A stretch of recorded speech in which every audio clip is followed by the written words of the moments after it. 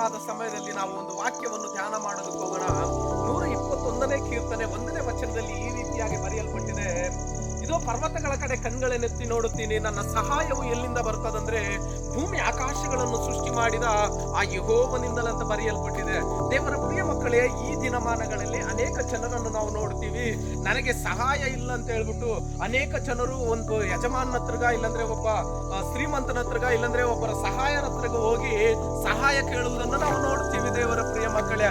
ಆದರೆ ಈ ಸುಂದರವಾದ ಸಮಯದಲ್ಲಿ ನಾನು ಹೇಳುವುದು ಏನಂದ್ರೆ, ನಿಮಗೆ ದೇವರು ಭೂಮಿ ಆಕಾಶಗಳನ್ನು ಸೃಷ್ಟಿ ಮಾಡಿದ ದೇವರ ಬಳಿಗೆ ಹೋಗಿ ನಾವು ಸಹಾಯ ಕೇಳುವಾಗ ಆ ದೇವರೇ ನಮಗೆ ಸಹಾಯಕನಾಗಿದ್ದು ನಮಗೆ ಬೇಕಾಗಿರುವ ಎಲ್ಲ ವಿಷಯಗಳಲ್ಲಿ ದೇವರು ನಮ್ಮನ್ನು ಉನ್ನತವಾಗಿ ನಡೆಸ್ತಾನೆ. ದೇವರ ಪ್ರಿಯ ಮಕ್ಕಳೇ, ನಾವು ಅಂದ್ಕೊಂತೀವಿ, ಅಯ್ಯೋ ನನ್ನ ಕುಟುಂಬ ತುಂಬಾ ಕಷ್ಟದಲ್ಲಿದೆ, ಅಯ್ಯೋ ನನಗೆ ಹಣ ಇಲ್ಲ, ಅಯ್ಯೋ ನನಗೆ ಓದ ಇಲ್ಲ, ಆಸ್ತಿ ಇಲ್ಲ, ಅಂತಸ್ತಿಲ್ಲ ಅಂದ್ಕೊಂತೀವಿ.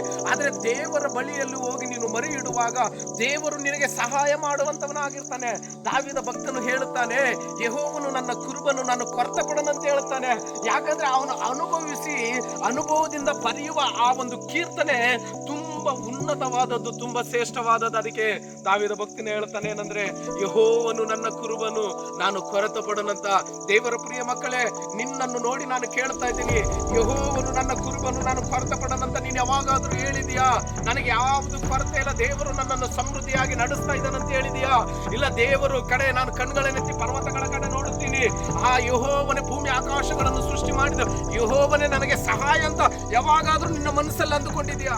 ಕಷ್ಟ ಬಂದಾಗ ಯಾರಾದ್ರೂ ಒಬ್ಬರ ಬಳಿಗೆ ಹೋಗಿ ಸಹಾಯ ಕೇಳ್ತೀಯಾ? ಇಲ್ಲ ಒಬ್ಬ ಯಜಮಾನ ಹತ್ರಕ್ಕೆ ಹೋಗಿ ಸಹಾಯ ಕೇಳ್ತೀಯಾ? ಇಲ್ಲಾಂದ್ರೆ ಒಬ್ಬ ಶ್ರೀಮಂತನ ಹತ್ರಕ್ಕೆ ಹೋಗಿ ಏನ್ ಮಾಡ್ತೀಯ? ನೀನು ಸಹಾಯ ಕೇಳ್ತೀಯ ಹೊರತಾಗಿ ನೀನು ಮೊಣಕಾಲೂರಿ ದೇವರ ಸನ್ನಿಧಿಯಲ್ಲಿ ಬಂದು ನೀನು ದೇವರೇ ನನಗೆ ಸಹಾಯ ಮಾಡಂತ ಯಾವಾಗ ನಾವು ಕಣ್ಗಳು ಪರಲೋಕದ ಕಡೆಗೆ ಎತ್ತಿ ದೇವ ನನಗೆ ಸಹಾಯ ಮಾಡಂತ ನಾವು ಆತನನ್ನ ಸಹಾಯ ಕೇಳ್ತೀವೋ, ಅವಾಗ ದೇವರು ಸಹಾಯ ಮಾಡೋದಕ್ಕೆ ಸಿದ್ಧನಾಗಿರ್ತಾನೆ. ದೇವರ ಪ್ರಿಯ ಮಕ್ಕಳೇ, ಕಷ್ಟದಲ್ಲಿದೆಯಾ, ದುಃಖದಲ್ಲಿದೆಯಾ, ನೋವೆಲ್ಲಿದೆಯಾ, ಇಲ್ಲ ನೀನು ಗರೀಬ್ ಪರಿಸ್ಥಿತಿನಲ್ಲಿದೆಯಾ, ಎಲ್ಲವನ್ನು ಕಳ್ಕೊಂಡು ನನಗೆ ಯಾರು ಸಹಾಯಕರಿಲ್ಲ, ನಾನು ನಂಬಿದ ಜನರೆಲ್ಲರೂ ನನ್ನನ್ನು ಮೋಸ ಮಾಡ್ಬಿಟ್ರು, ಇದೋ ನಾನು ಯಥಾರ್ಥವಾಗಿ ನಂಬಿದ ಜನರೇ ನನಗೆ ಬೆನ್ನಿಗೆ ಚೂರಿ ಹಾಕದ್ರಂತ ನೀನು ನೊಂದೋಗಿದೆಯಾ? ಈ ದಿನ ದೇವರು ನಿನ್ನ ಜೊತೆಯಲ್ಲಿ ಮಾತನಾಡುತ್ತಿದ್ದೇನೆ. ಪರಿಶುದ್ಧಾತ್ಮ ದೇವರು ನಿನ್ನ ಜೊತೆಯಲ್ಲಿ ಮಾತನಾಡುತ್ತಿದ್ದೇನೆ.